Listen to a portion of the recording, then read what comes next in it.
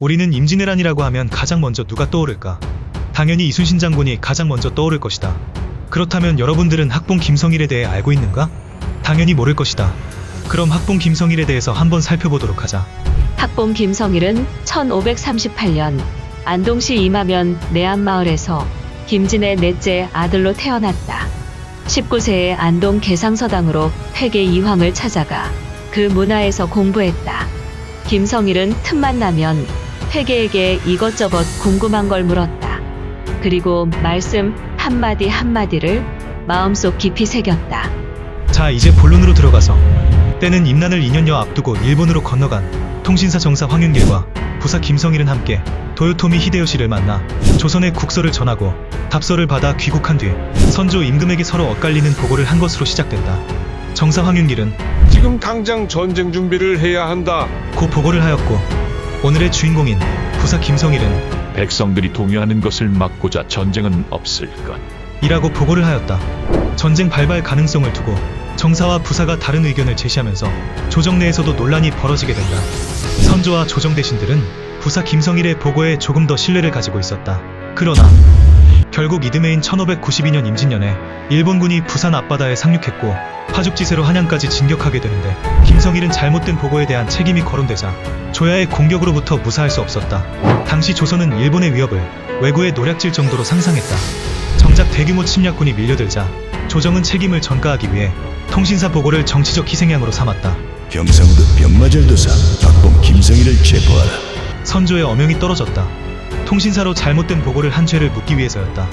서울로 직접 올라가고 있던 김성일은 경상감사 김수를 만나 자신의 어리석은 판단을 자책했다. 이 전쟁에 자신의 목숨을 바쳐 끝낸 뒤 죗값을 받겠다고 자신의 심경을 토로했다. 결국 충청도에 다다랐을 즈음 어명이 다시 떨어졌다. 김성일의 죄는 즉시 큰 벌로 다스려야 마땅하나 나라가 전망의 위기에 놓인지라 우선 적을 물리치는 일에 신명을 다할 것이며 죄는 나중에 다시 따지겠노라.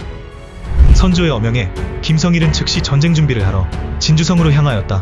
결국 김성일은 진주성 전투에서 목숨을 바쳐 진주성을 지키는 데 일조를 하였으며 1593년 해가 바뀌어도 전쟁은 끝나지 않았다. 김성일은 왜군의 재공격에 대비하며 곡기를 끊고 백성들과 고통을 함께했다. 그러던 와중에 돌림병이 생겼다.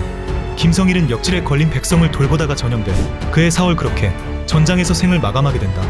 훗날 1676년 문충이란 시효가 내려졌다. 통신사로서 보고를 잘못한 이유야 분명하겠지만 결국 그 잘못을 시인하고 임진왜란에 목숨 걸고 싸우며 진주성을 지켜낸 업적만큼은 높이 평가를 해도 이의를 제기하는 사람은 없을 것이다. 지금도 역사학자들 사이에서 학봉 김성일에 대한 부정적인 여론도 적지는 않다. 만약 본인의 잘못을 뉘우치지 않고 전쟁에도 참여조차 하지 않았더라면 훗날 엄청난 비판 여론에 시달려야 했을 것이다. 하지만 본인의 과오를 진심으로 뉘우치고 목숨 걸고 전장에서 활약을 했고, 또한 역병에 걸린 백성들을 돌보다가 생을 마감하게 된 학봉 김성일 선생의 이야기를 봤을 때 꼭 비판만은 답은 아닌 듯하다. 사람은 누구나 실수를 하는 법이니까 실수를 만회를 하지 않는 사람들이 지금 이 세상에도 얼마나 많은가?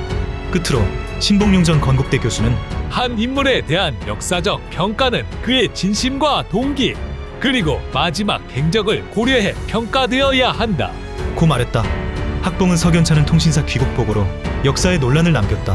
하지만 그는 외란이 발발하자 온몸을 던져 나라를 구하다가 진중에서 생을 마쳤다. 또 관료로서 불의를 용납하지 않았으며 외교관으로서 법도를 거스르는 상대국의 행위를 용납하지 않았다. 그와 함께 학봉은 퇴계에 뛰어난 제자로서 스승의 언행을 기록하고 퇴계학을 일본에 전하는 역할을 했다. 이로써 짧게나마 학봉 김성일의 이야기를 다뤄봤다. 이 영상을 시청한 여러분들의 의견은 어떠한가? 다음에도 재미난 주제로 찾아오겠다.